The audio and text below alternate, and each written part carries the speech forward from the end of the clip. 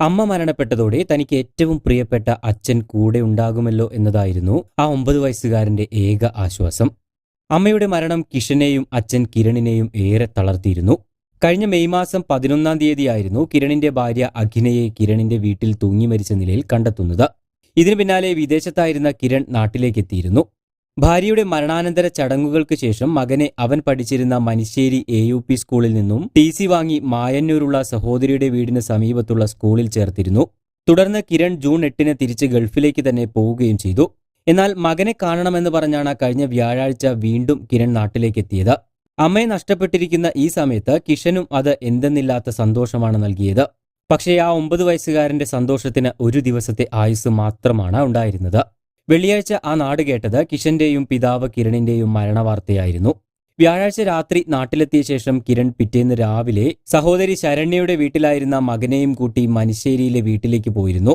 തുടർന്ന് കിഷന്റെ പഴയ സ്കൂളിലേക്കാണ് അവർ പോയത്.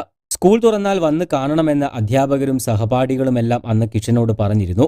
തുടർന്ന് സ്കൂളിലെത്തി അധ്യാപകരെ കാണുകയും അധ്യാപകരോടും പഴയ സഹപാഠികളോടുമെല്ലാം പുതിയ കൂട്ടുകാരുടെ വിശേഷങ്ങളുമെല്ലാം പങ്കുവയ്ക്കുകയും ചെയ്തു. എല്ലാവരെയും കണ്ട് സന്തോഷത്തോടെ വർത്തമാനങ്ങളെല്ലാം പറഞ്ഞ് അവസാനം കൈവീശി കാണിച്ചു പോയത് മരണത്തിലേക്കായിരുന്നുവെന്ന് ആരും കരുതിയില്ല. അന്ന് വൈകിട്ട് 5 മണിയോടുകൂടി വീടിന് സമീപത്തെ റോഡിൽ കിരണിന്റെ സ്കൂട്ടർ കണ്ടതോടെ ബന്ധുക്കൾക്ക് സംശയം തോന്നി നടത്തിയ പരിശോധനയിലാണ് വീടിന്റെ മുകൾ നിലയിൽ 2 പേരെയും തൂങ്ങി നിൽക്കുന്നതായി കാണുന്നത്. മകന് കുരുക്കൊരുക്കി കൊലപ്പെടുത്തിയ ശേഷം പിതാവ് തൂങ്ങി മരിച്ചതാകാമെന്നാണ് പോലീസിന്റെ പ്രാഥമികമായ നിഗമനം.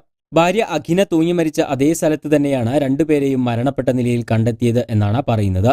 അഖിന മരിച്ച് 51-ാമത്തെ ദിവസമാണ് ഇരുവരും മരണപ്പെടുന്നത്. വെള്ളിയാഴ്ച വൈകിട്ട് 3:30-യോടെ വീടിന്റെ മുന്നിലെ വാതിൽ മാത്രം പൂട്ടി താക്കോൽ ബന്ധുവീട്ടിൽ ഏൽപ്പിച്ച ശേഷം അവിടെ നിന്നും യാത്ര പറഞ്ഞു മടങ്ങിയിരുന്നു. പിന്നീട് ഇവർ വീണ്ടും തിരിച്ചെത്തിയ ശേഷം പിൻവാതിലിലൂടെ വീടിനുള്ളിൽ കയറിയാണ് ജീവനൊടുക്കുന്നത്. മരണകാരണം എന്താണെന്ന കാര്യത്തിൽ ആർക്കും തന്നെ ഒരു വ്യക്തതയുമില്ല. സാമ്പത്തിക പ്രശ്നങ്ങളൊന്നും തന്നെ നിലവിൽ കിരണിന് ഉണ്ടായിരുന്നില്ല എന്ന് തന്നെയാണ് ബന്ധുക്കൾ പറയുന്നത്.